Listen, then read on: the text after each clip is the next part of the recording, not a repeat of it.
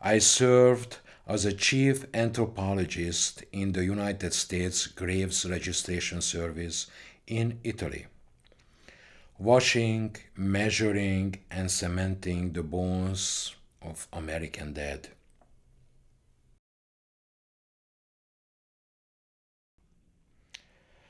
I never smelled such a air before. The knives cut into the drab army underwear.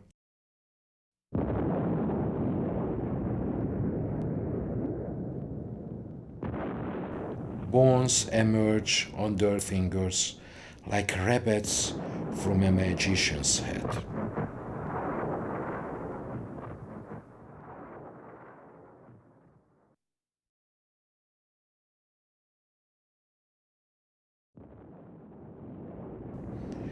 Little bones, small bones, piccoli, piccini.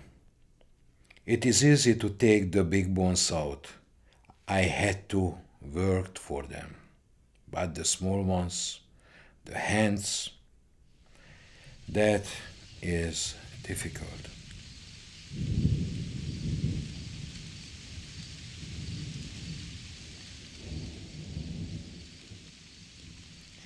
Ribs break in five.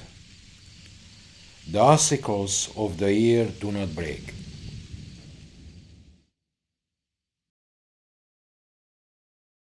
Every man has 206 bones.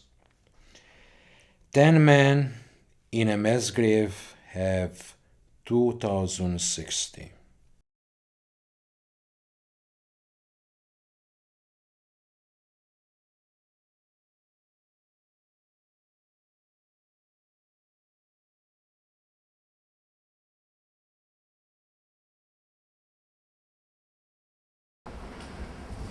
Magistri Bisdecam Annos Nata. Is that okay? Sounds good. Bisdecam Annos Nata. Okay, from Baghdad. I think we want something. But maybe there's an adjective. It's like Baghdad-ensis or something. Not locative genitives. Is there a Latin word for Baghdad? There has to be. Where is Baghdad anyway? What is it? Cadaver. Cadaver is a dead body. Natalie's excited about cadaver. Yeah. You want cadaver. Okay, so do we want? Does everybody? Are we all okay with cadaver being the dead body? Fundente, maybe? Aqua. Ex fistulis, something like that? Yeah, I like that. Aqua. What was that again? Aqua. I probably want to sandwich it right. Aqua ex fistulis. Yeah, a technical term to sandwich. Ex fistulis. Ex fistulis. Or maybe make it singular. It's kind of more poignant if it's singular. Don't you think? Ex fistula. I don't know why. So the water flowing. Effundente, so water flowing from the pipe. You like that from open water faucets? I like that. Effundente. Okay. And the stunned grief of a few women. So with this water, we have an ablative absolute. With the stunned grief, well, let's add attonito. Do you want that for stunned? Shocked? So to wash away, maybe the past is the death. To wash away the bitterness of the death would be a way of making it intelligible.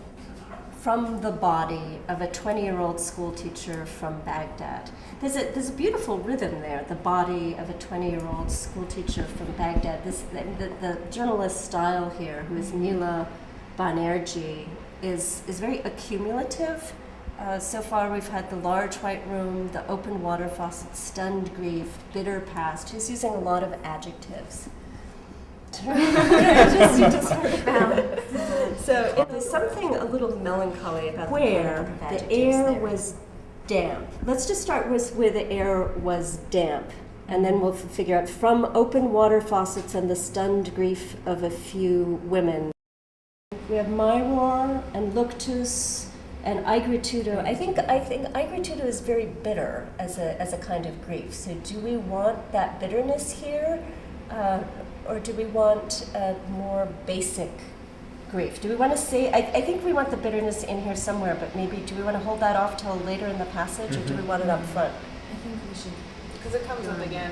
Look to our large, actually. So go and look to some, and so we'll use. Or can we maybe substitute something like lament, or like the physical action of lamentation, instead of a word for grief? Yeah, Does that I make think sense? that would be good.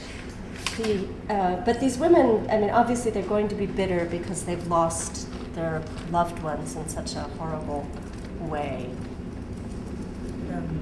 Floratos or flatos, something like that. Well, we don't want them. The flatus is weeping, so we don't Yeah. want them wailing at this point because here they're stunned.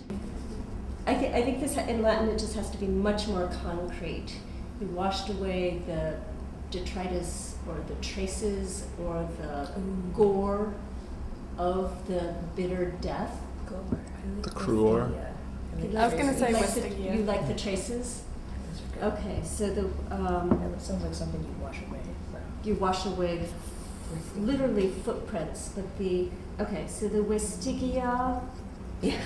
But then I think the other thing is that we need some kind of agency in here because it's not just the fire; it's the people throwing it. So and the people, the suicide bombers, are also killing themselves when they do it. So And can you grammatically make it into an adverb absolute then with explosives being detonated by suicide bombers? To sort of throw in temporality with. Okay, so you, instead of when suicide bombers detonated their explosives, what you want is the equivalent of explosives having been detonated by people killing themselves. I actually want to look up explosive to see if they have anything useful. Explosion, frogor again. Explode, displodere, discutere, displodi, dirumpi. There, with dirumpi, you have everything bursting apart. They talk about the sudden influx of dead and how, there's too many people and you can't turn around this many bodies in like appropriate Muslim burial time. But there's still this amazing attention to detail and doing everything really well. When suicide bombers detonated their explosives at the Qadamiyya, I'm sure I said that wrong, mosque in Baghdad on Tuesday, they took with them among so many people this woman who is described by her friends and relatives as gentle and devout. I mean, I feel that is so different from, it's so messy compared to some of the suicides that you get in Latin literature, like under Nero, Lucan, and Seneca, and cultures throughout history all over the world, this idea that the dead are unclean and they have to be cleansed, and people who touch them have to be cleansed in some way.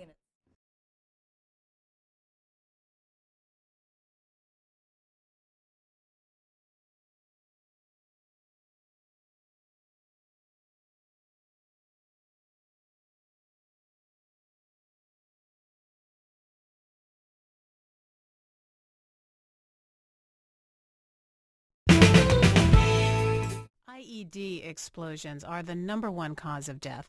IEDs, of course, can blow bodies apart. That makes identifying the bodies difficult. This is messy. But Nicole DeCenzo's grief is still raw from losing her husband. She's haunted by the way he died in an IED explosion that was so powerful it blew off his body armor. You're driving down the road and you think of what really happened and you just break down. You just break down. Because it's hard for your mind to grasp the horror of it. DeCenzo wanted to have her husband's ashes for his funeral, but she had to sign a form first saying she understood his remains were incomplete and specified that she wanted to receive any remains identified in the future. The Army called a month later and brought a second urn. 7 months after his death, she got a third one.